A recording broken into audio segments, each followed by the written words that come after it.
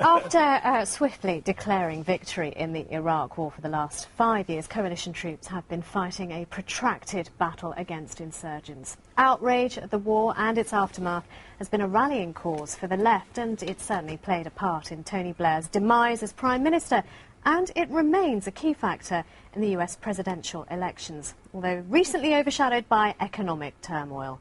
There are signs, though, that finally some kind of peace is being won. Ross Hawkins reports.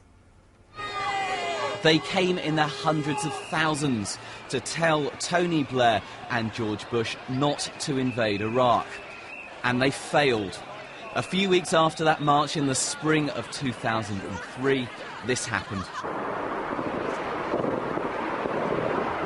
Tonight, British servicemen and women are engaged from air, land and sea. Their mission?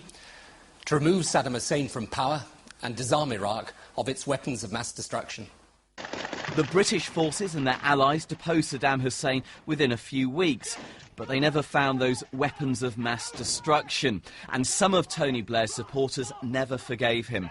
His commitment to the war meant ministers like Robin Cook, Claire Short and John Denham resigned, but he also lost Labour voters who looked on horrified as the death tolls rose.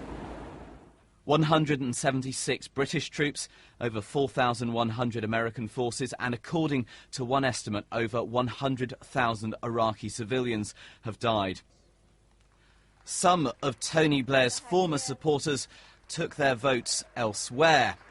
George Galloway, respect, 15,801. One famous campaigner triumphed in what was supposed to be a safe Labour seat. In Iraq today, there are glimpses of ordinary life. The economy is growing, sectarian violence has dropped sharply, and British troop numbers are expected to fall. None of that changes the opinion of the protesters outside Parliament. For them, these banners aren't just opinions, they're the only logical conclusions to be drawn from the conflict. But what if Iraq improves? What if the economy and the society gets better? Could it be, historians decide, George Bush and Tony Blair were right to go to war in Iraq? That's Ross Hawkins there, and we have with us Bernard Jenkin, Conservative MP and member of the Defence Select Committee, and of course George Galloway remains with us. We all know what George thinks of this adventure in Iraq, but now, knowing all that you know, hand on heart, was anything good to come out of this? Well, you ask most people in Iraq, and they certainly wouldn't want Saddam Hussein back again. And looking back, the way Saddam Hussein was defying the international community at the time, albeit dishonestly pretending he had weapons of mass destruction, the international community couldn't let that go.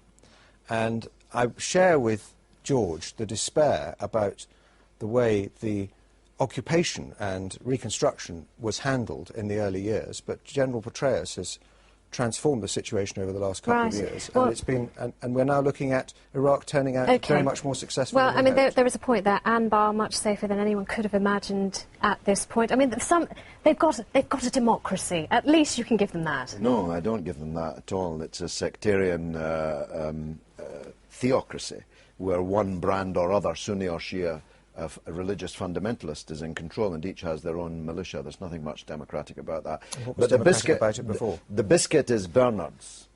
We now are told that the war took place because Iraq was dishonestly pretending to have weapons of mass destruction. Right. Fact is, Bernard said they had weapons of mass destruction. They said they didn't, and they didn't. So they were the people telling the truth. Even now, and his friends absolutely were the people right. telling Well, I think untruths. well, it's a short amount of time, but we see that your position is as it always has been.